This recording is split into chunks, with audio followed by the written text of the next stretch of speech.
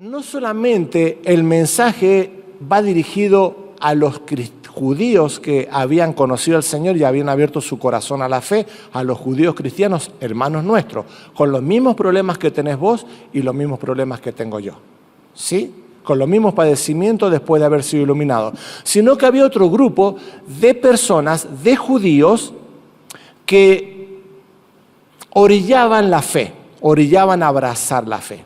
Un grupo de judíos que de pronto habían alcanzado el conocimiento, habían sido bendecidos el estar en la congregación, alabando, viendo los milagros, algunos quizás de Jesús, viendo los milagros que hacían los apóstoles, viendo lo que sucedía, esta transformación del Espíritu en el crecimiento de la iglesia, pero no abrazaban la fe en Cristo.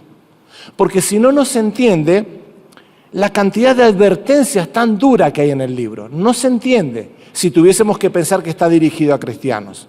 Porque la palabra a los cristianos nos exhorta para cambiar. Y nos dice que tenemos que obedecer y apartarnos del pecado. Pero si nosotros vemos en el capítulo 2, habla de transgresión y desobediencia. En el 3, no endurezcáis vuestros corazones. En el 4, no entrar en el reposo. En el 5, recaer. Y está hablando de ese grupo de personas. Aquel grupo de personas que quizás hoy alguno pueda pasar por esa situación. Que vienen digamos, a la congregación, al salón y pasan fines de semana tras fin de semana y acaricia las cosas que pasan acá, disfrutan, pero no dan el paso de fe de abrir el corazón al Señor Jesús. Digamos, permítanme la frase, juguetean con la salvación. Dice, a ellos Dios los va a jugar porque mía es la venganza. No es un Dios vengador que disfruta de la venganza. ¿Saben por qué? Porque Él dio lo máximo que tenía, que fue su Hijo. Y si ustedes, le dice a ellos que juguetean con la salvación, si ustedes llegan y conocen y disfrutan y se les ha hecho la luz para conocer y no dan el pie de fe, sino que vuelven a caer, dice, ya no hay más nada para hacer por ustedes. Hay una gran condenación de parte de Dios para aquellos que rechazaron al Hijo. Entonces vemos dos grupos. Y en el capítulo 10 habla vos si pecáremos, ya con premeditación, con alevosía, ¿sí? Hay dos grupos. Entonces, Él va a definir. En este tiempo, mientras le está hablando a estos dos grupos, va a preparar el capítulo 11 para hablarle, para consolar el corazón de aquellos que habían creído y pasaban por momentos difíciles, pero para aquellos que habían llegado y orillaban la fe, mostrarle que había algo que ellos no se daban cuenta y mentalmente estaban truncados. Como cuando yo le decía que cuando uno conoce al Señor y viene de una supuesta fe, es difícil largar y cortar lazos, es difícil. Para ellos les era difícil cortar lazo con el judaísmo, porque habían creado una religión. Hay un pasaje de Salmo 51, que es un salmo de David, y dice lo siguiente: ten piedad de mí, oh Dios, conforme a tu misericordia, conforme a la multitud de tus piedades, borra mis rebeliones. Un corazón quebrantado delante de Dios. Y límpiame de mi pecado, porque yo reconozco mis rebeliones y mi pecado está siempre delante de mí. Contra ti solo he pecado y he hecho lo malo delante de tus ojos para que seas reconocido justo en tu palabra y tenido por puro en tu juicio. He aquí que en maldad he sido formado y en pecado me concibió mi madre. He aquí tú amas la verdad en lo íntimo y en lo secreto me has hecho comprender sabiduría.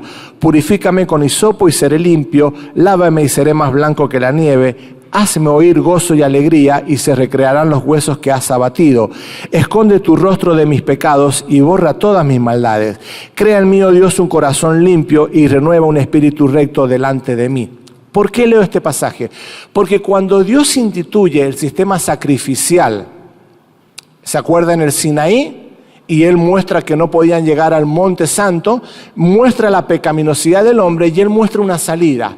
Cuando hemos visto el tabernáculo y cómo se hacían los sacrificios. Y ellos llegaban y cuando iban a sacrificar los animales y derramar la sangre, miren, no se trataba del animal muerto y de la sangre derramada. Un animal muerto no redime a nadie y una sangre de un animal muerto no redime a nadie.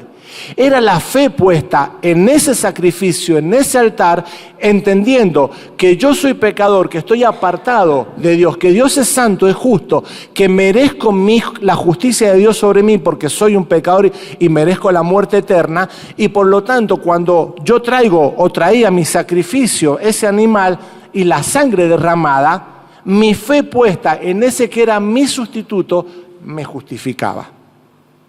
O justificaba a los judíos que hacían eso. Y era la oración de David y era la oración de los judíos que creían esta situación, que entendían. Pero Jorge, en el capítulo 8, nos habló de que el sistema se fue corrompiendo. Ya no era el sacrificio, no era la fe en ese sacrificio. Ya eran cosas que atañían a muchos decretos, a una religión que habían formado. En vez de ser de por fe, ahora era por obras. Tenías que vivir una vida formada y construida en la ética, en la moralidad, en lo ceremonial, ¿sí? Si yo no cumplía ciertas cosas, estaba mal. ¿Se acuerdan cuando al Señor los escribas le decían, y los fariseos, ¿por qué tus discípulos quebrantan la tradición de los ancianos? ¿Por qué no se lavan las manos cuando comen pan? Imagínense a lo que habían llegado, a hacer una tradición, una religión que se había corrompido. Ya no era por fe, era por llevar una tradición de una religión. Entonces estos judíos, y dice el versículo 8-9, de este capítulo de Mateos, dice: este pueblo de labios me honra, mas su corazón está lejos de mí, pues en vano me honran, enseñando como doctrinas mandamientos de hombre. Habían hecho una religión. Versículo 20: estas cosas son las que contaminan al hombre, pero el comer con las manos sin lavar no contaminan al hombre. Es decir, que estos judíos que acariciaban la fe estaban trabados mentalmente porque ellos pensaban que la salvación ahora era una cosa novedosa por fe. Miren, con el Señor Jesús no fue que solamente la salvación era por fe. Él quería sacarle de esa traba mental de la religión que pensaban que era por obras de tradiciones y hacerles entender que en el pasado también era por fe. En el pasado también se trataba de fe, no era por obras. Por eso cuando en todos estos capítulos va hablando y consolando el corazón de los cristianos, pero también advirtiendo a aquellos que estaban y no daban el paso, los va a preparar para llegar al capítulo 11 y explicarle para los cristianos la consolación de la salvación y de aquellos que caminaron por fe. Pero para aquellos que todavía no daban ese paso y estaban trabados mentalmente, no daban porque era fuerte su judaísmo, porque era fuerte la tradición de sus papás, era fuerte la tradición. Miren, la religión, permítanme la frase judía, fuertísima, una tradición de siglos muy fuerte. Nosotros ahora, desde los resultados del lunes de lo que pasó el domingo, hablamos muy fácil, vemos desde la cruz para adelante, pero a veces somos dados muy a juzgar. Pero había que ser judío y romper con eso. Y entender lo que el Señor Jesús estaba ofreciendo y romper con la tradición. Era complicado. Entonces, Él va a preparar el capítulo 11 para justamente comprender, para que se aferrasen los creyentes a la fe en medio de las pruebas, de las circunstancias, de los problemas, de querer bajar los brazos, en la persecución, algunos daban su vida, ¿sí? Y consolarlos de lo que pasaron aquellos que murieron por fe sin recibir a lo que creyeron, y para aquellos que creían que la salvación era ahora de parte del Señor para adelante, porque claro, veían cosas, pero estaban trabados, y el autor le va a decir: miren muchachos, miren, antes también era por fe. Y va a dar la lista para poder romper con esa barrera a los cuales ellos estaban y no podían avanzar.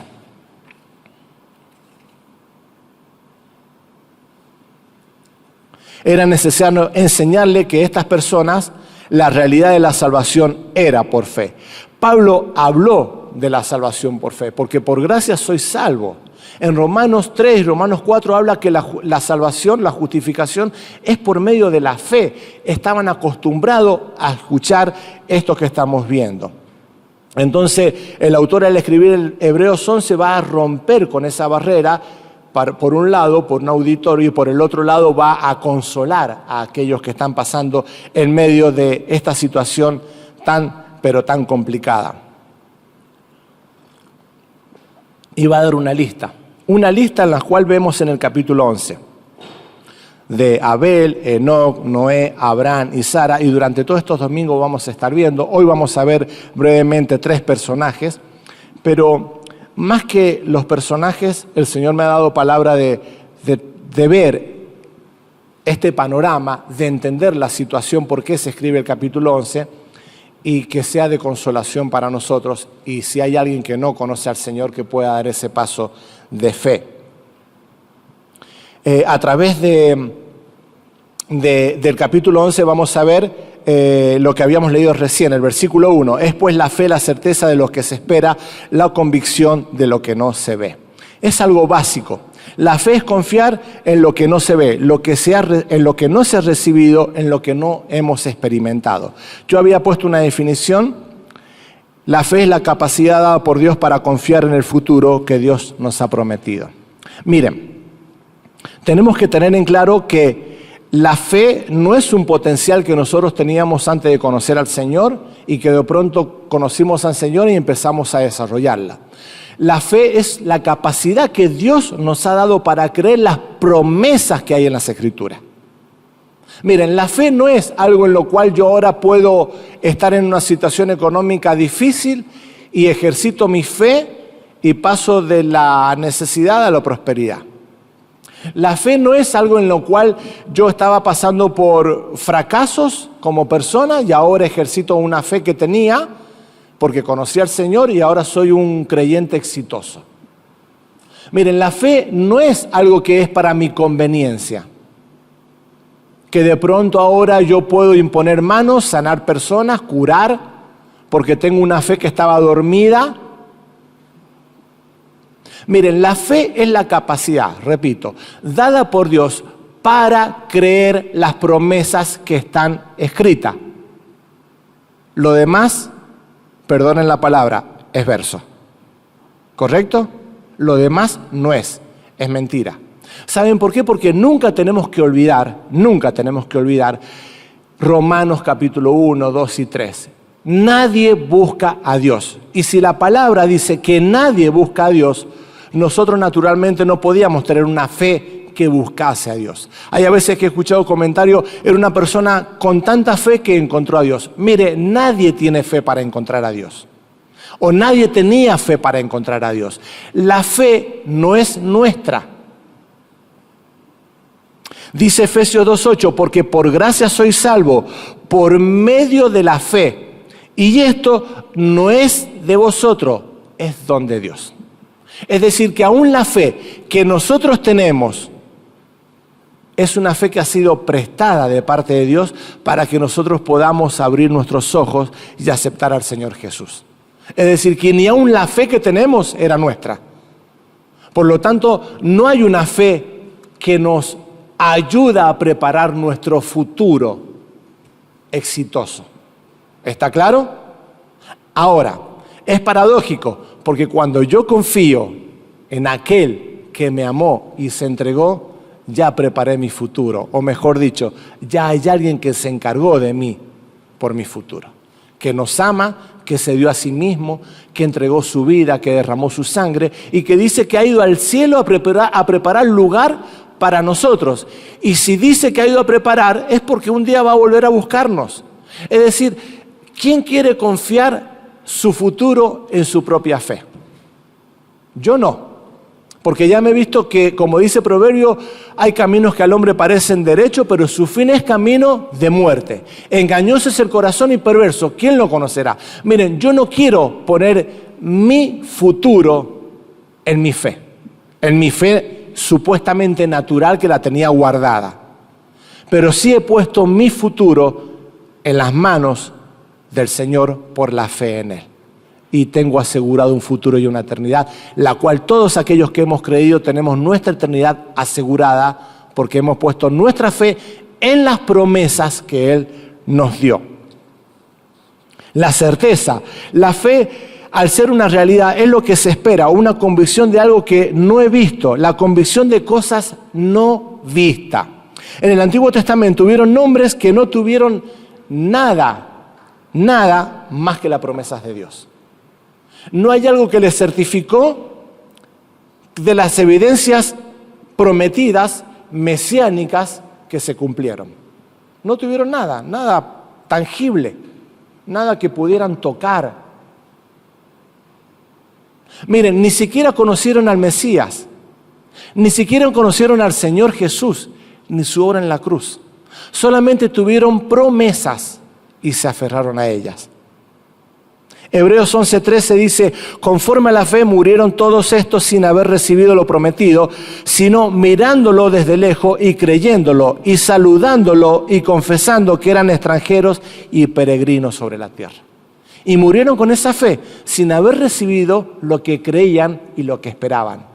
Pero hoy están en la presencia de lo que ellos creyeron y esperaron. Dice el 11:39, y todos estos que alcanzaron buen testimonio mediante la fe, no recibieron lo prometido. ¿Entendemos lo que es la fe? Es la confianza o la certeza que Dios nos da para confiar en las promesas que hay en las Escrituras. No en otra cosa que sea por mi medio, por mi fuerza. Todas las promesas se relacionan siempre con el futuro. Vida eterna, recompensa, gozo, la presencia de Dios, la ausencia de dolor, consolación eterna, poder postrarnos y besar los pies del Señor Jesús, estar en la eternidad para siempre con el Señor. Siempre las promesas tienen que ver con el futuro.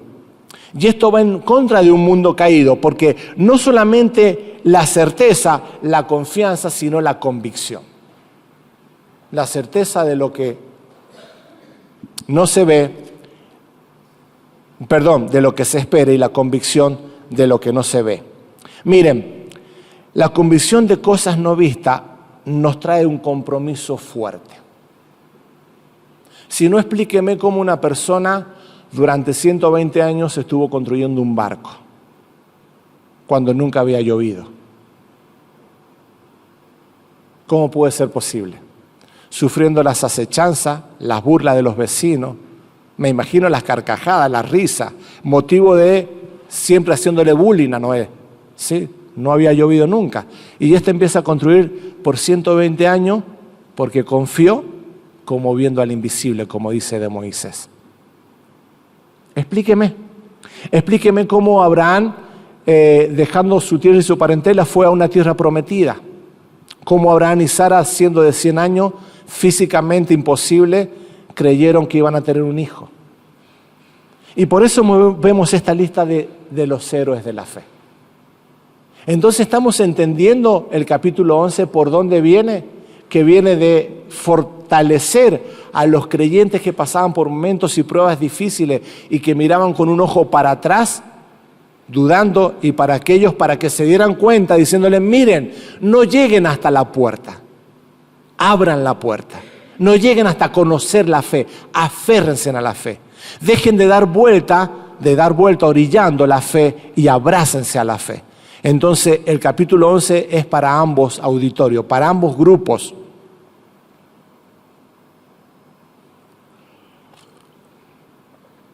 Había tanta confianza de Noé en quien le dijo que construyera el arca, que a él no le importó las burlas, no le importó las acechanzas, no le importó el bullying. Miren, hermanos,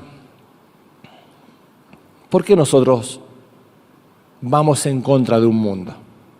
¿Por qué soportar las burlas de tu familia, las acechanzas en el trabajo, el bullying? Cuando predicas se te ríen en la cara, que sos de otra época. ¿Por qué soportás todas esas cosas si no es por la fe que tenés en el Señor?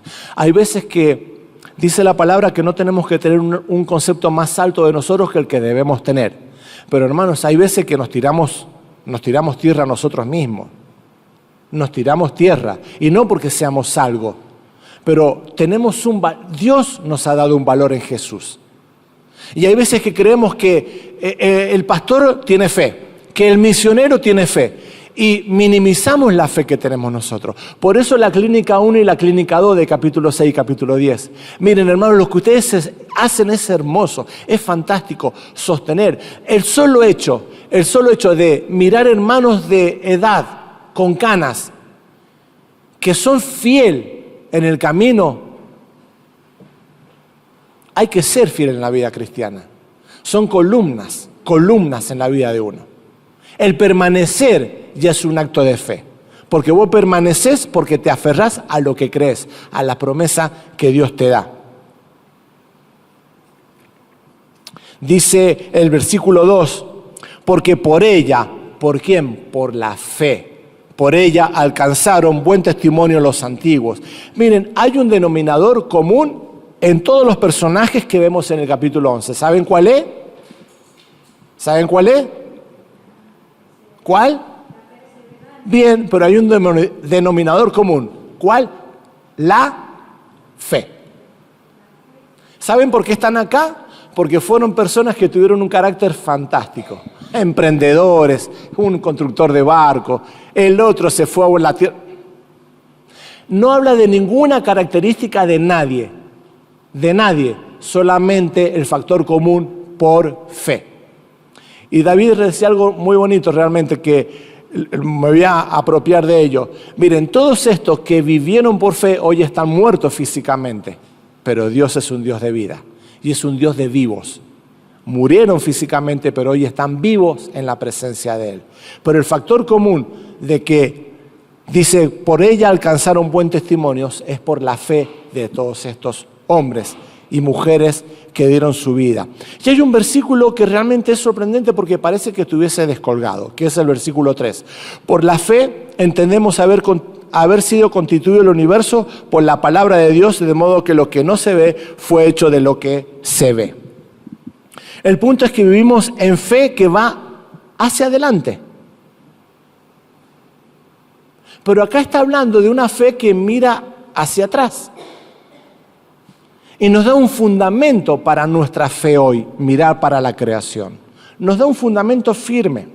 Es como si nos fuésemos potenciando hasta llegar atrás para salir despedidos, mirando para atrás para salir despedido para la fe hacia adelante. Es un efecto de acción y reacción. ¿Vieron cuando uno tira una pelota con la misma fuerza que pica? O sea, que cae, pica con la misma fuerza en sentido contrario, ¿sí? Acción y reacción. Mirar para atrás para proyectarme. Versículo 10:32, pero traed a la memoria. ¿Cómo es posible? No tenemos que mirar para atrás. Pero traer a la memoria, miren hermanos, muchas veces tenemos que postrarnos en la presencia del Señor y mirar de dónde veníamos y lo que el Señor hizo por nosotros. Y eso nos conforta, nos consuela y nos potencia para seguir mirando para adelante. Si Dios fue fiel para atrás, ¿cuánto más lo va a hacer para adelante?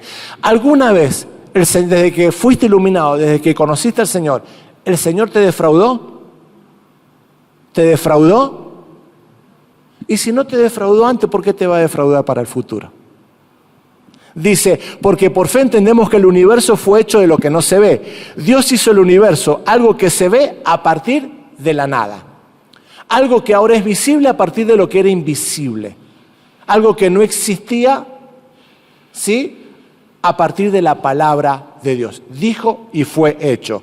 Vuestra fe en el pasado como un fundamento en nuestra fe en el futuro. Es decir, si ahora disfrutamos de este universo, que creemos, ¿por qué cree usted que Dios creó por el poder de su palabra el universo? ¿Por qué lo cree? ¿Perdón? Pero ¿quién le contó a usted de que Dios creó el universo? Génesis 1 y 2. ¿Por qué lo creemos? Estamos creyendo en algo que por fe lo creemos. Usted estuvo cuando Dios estaba creando el universo. ¿Hubo un cronista que estaba relatando? No, lo creemos porque fue escrito en Génesis 1 y 2. Y si nosotros creemos lo que está escrito por fe, y nuestra fe se basa en algo que hoy disfrutamos. Miren, No hay mejor cosa que disfrutar la creación que un creyente. ¿Sabe una cosa? Porque nosotros vemos la perspectiva de la creación con nuestros ojos. La gustamos, la tocamos, la disfrutamos, nos emocionamos cuando vemos una montaña, un cielo o una noche estrellada. No hay nadie que pueda ser agradecido por la creación que un creyente, porque por fe cree que Dios la creó. Y si Dios creó mirando para atrás el universo, ¿cuánto más nos ha prometido que hay una eternidad, una ciudad celestial en su presencia? Miren, si fue fiel de algo que no vimos, pero creemos, ¿por qué no va a ser fiel de algo que no hemos visto y que vamos a recibir? Nosotros hoy miramos para adelante como saludándola. Ojalá que fuera hoy que venga el Señor. Qué lindo sería, ¿no? Un versículo que refuerza nuestra fe futura en base a la fe pasada. Y voy a terminar con estos tres personajes porque realmente su fe nos conmueve. Yo trataba de comentar esta mañana y de explicar, permítanme soñar un poco e imaginar, ¿sí? Si hay algo que no corresponde, no se me enojen. Estoy volando un poco, ¿sí? Imaginando, ¿sí? Dios nos va a permitir soñar hoy un poco. Imaginemos que llegamos a una puerta de madera, de roble, de cedro, no sé, estoy soñando, ¿no? Y abrimos y entramos a una galería. Desenvuelta y miren las paredes allá ¿de qué es lo que es? De cedro, ¿sí? Imaginémonos una galería de cedro. Yo me imagino, ¿no? Cálido, ¿sí? La madera nos produce calidez con estufas a leño, no sé, a mí se me ocurre, ¿no? Y que vamos caminando y vamos teniendo tribunas. Y vemos a Abel, dice que ofreció a Dios más excelente sacrificio que Caín. ¿Por qué Abel, Dios se agradó de su sacrificio? ¿Por qué fue mejor que el de Caín? Y esto es simplemente porque Dios tiene que haberle dado instrucciones de qué es lo que tenían que hacer.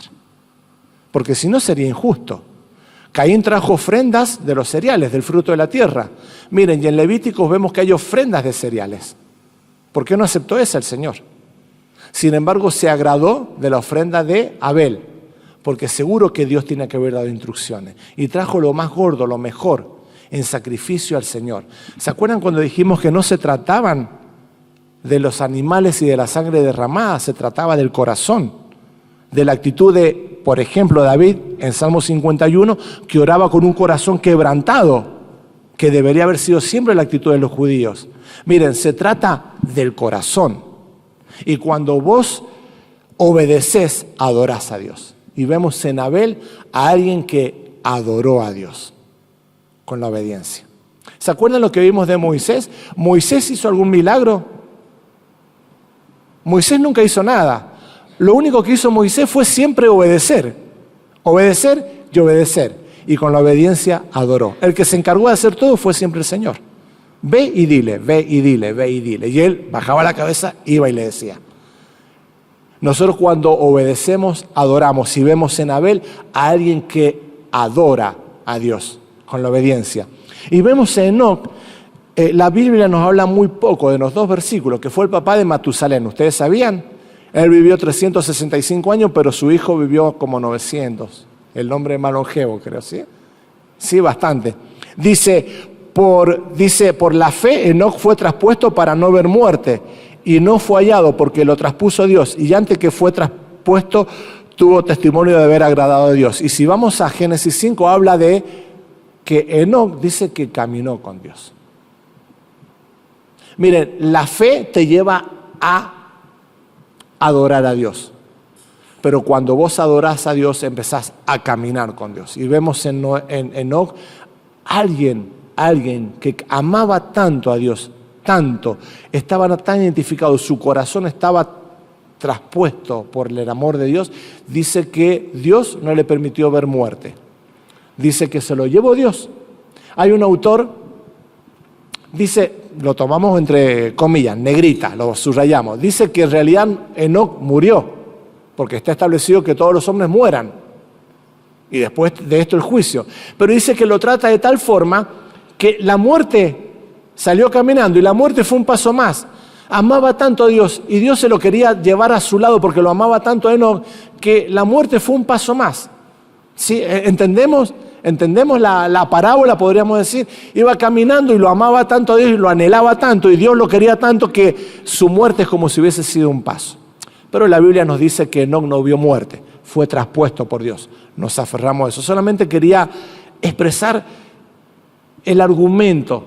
Qué bonito pensar que la muerte aún nuestra no es un problema, es un pasar a la presencia de Dios, empezar a disfrutar de lo que hoy estamos creyendo que son las promesas. Y como último dice Noé, alguien que obró por fe, creyó a Dios y le concedió justicia y lo libró a él y a su familia. Alguien que cuando vos obedeces estás adorando a Dios. Cuando adorás a Dios empezás a caminar con Dios. Y cuando caminás con Dios obrás con fe para con Dios. Qué bonita esta imagen y vuelvo a la galería y termino. Y empezamos a caminar y vemos, yo decía esta mañana, como estoy entre los paréntesis de que estoy soñando, me van a permitir la frase, ¿no? Me imagino, no sé si del otro lado nos están viendo. Esto no es teología, esto no es doctrina, solamente un pensamiento, ¿no? Aunque tenemos la imagen de Lázaro y el rico, ¿sí? Pero imaginémonos que nos están viendo y vamos transitando por esa galería. O al menos sus testimonios, aunque no nos estén viendo, sus testimonios nos hablan de la fe de cada uno de ellos. Y que vamos transitando por esta galería y vamos caminando y ellos ahora nos están observando, porque ellos ya pasaron, ellos ya están disfrutando de lo que creyeron, de las promesas que creyeron. Dice que la saludaron desde lejos, pero hoy están disfrutándola. Y los que estamos hoy transitando el camino de la fe es usted, con todos sus problemas, con todos sus dolores, todas sus angustias. Miren, si cada uno de nosotros pudiese quizás pasar acá adelante y dar testimonio de las pruebas que están pasando y de los momentos quizás tristes y lágrimas que derramamos, nos sorprenderíamos. Porque estoy seguro que usted no está transitando un camino de rosas, sino un camino de problemas quizás, o de pruebas, ¿sí? O dificultades en su vida. Quizás está tratando de mirar con un ojo para atrás. Quizás está sintiendo bullying cristiano en su familia. Hay mujeres que se convierten y sus esposos es una batalla en su hogar. Hay esposos que se convierten y sus mujeres los dejan. Hay hijos que conocen al Señor y su familia se le pone en contra. Hay amigos de la vida que conociste al Señor y te dan la espalda. No sé cuál es el camino que estás transitando, pero lo que sí sé que es el camino que hoy estamos caminando. Y ¿saben una cosa? Que tenemos dos clases de testigos. Primero, los ojos del Señor, que nos están viendo cómo caminamos. Y segundo, los ojos de aquellos que están alrededor nuestro. Hoy aquellos que nos ven transitar, quizás nos están alentando, están haciendo barra, no sé, me imagino, estoy soñando. Pero estamos transitando nosotros ese camino de la fe. Y yo decía esta mañana, anhelo el arrebatamiento. Es impactante ver los milagros del Señor. En el pueblo judío, ver abrir el mar, ¿no es cierto? Ver los milagros que hacía Dios, ver esa nube, ver ese fuego que iba delante del pueblo, no sé, tantas cosas. Ser contemporáneo del Señor, los discípulos, ver cómo le daba vida a las personas, cómo resucitaba muertos, cómo sanaba leproso, cómo daba vista. Debe haber sido una cosa fantástica. Miren, tocarlo al Señor.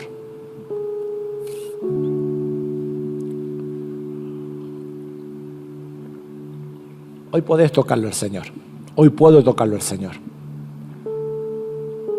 A pesar de mis problemas y de mis pruebas. Pero estoy transitando el camino de la fe. Y siempre anhelé el arrebatamiento. Qué lindo sería, ¿no? Porque sería en breve.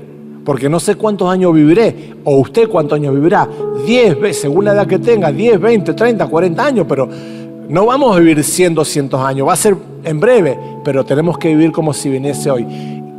¿Qué experiencia debe ser el arrebatamiento? El no ser arrebatado, que es un tipo de nosotros, de la iglesia que va a ser arrebatada. Qué precioso debe ser. Y si no, un día tenemos que partir.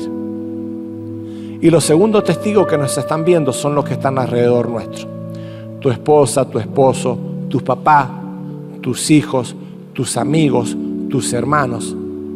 Que cuando te toque a vos o me toque a mí estar del otro lado, que hayamos alcanzado las promesas para una eternidad, dejar algo acá en la tierra para aquellos que nos están mirando, para aquellos que están caminando con nosotros hoy.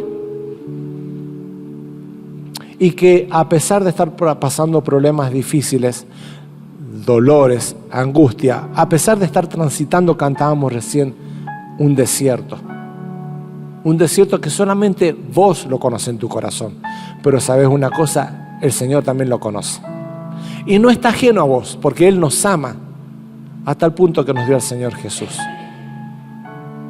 para tener vida y vida eterna, y que podamos de esa forma aferrarnos a estos héroes de la fe, pero aún más al Señor de estos héroes de la fe. Ese capítulo 11 fue escrito para consolar a aquellos que estaban pasando momentos difíciles y a aquellos que no se decidían. Y hoy podemos leer Hebreos 11 y es un capítulo de consolación, sobreponiéndonos mediante la fe en aquel que nos amó y que dio a su Hijo por amor a nosotros. Me gustaría si podemos cantar la canción que cantamos recién. Vamos a orar, ¿sí? Te damos gracias, nuestro Dios, por tu presencia, por tu misericordia, Señor. Y porque te tenemos a ti, oh Dios, que sos un Dios grande y misericordioso, Señor. Gracias porque vos hoy nos conocés, nos has amado, nos amás y nos vas a amar por una eternidad, Señor. Y pronto, Señor, comparado con la eternidad, vamos a estar en tu presencia, Señor, disfrutando y creyendo, Señor, de aquellas cosas que nos has dado en tu palabra, Señor. Y nos aferramos a ellas, Señor, mirando para atrás a aquellos que fueron columnas en nuestras vidas, Señor, de héroes de nuestra fe, Señor, ya sean esos hombres de la palabra, Señor, o esos que vivieron con nosotros, Señor. Y que un día vamos a poder verle, pero también por sobre todo verte a ti, Señor, y disfrutar por siempre jamás una eternidad, Señor, a tus pies. Bendecinos, oh Dios, y guardanos en Jesús.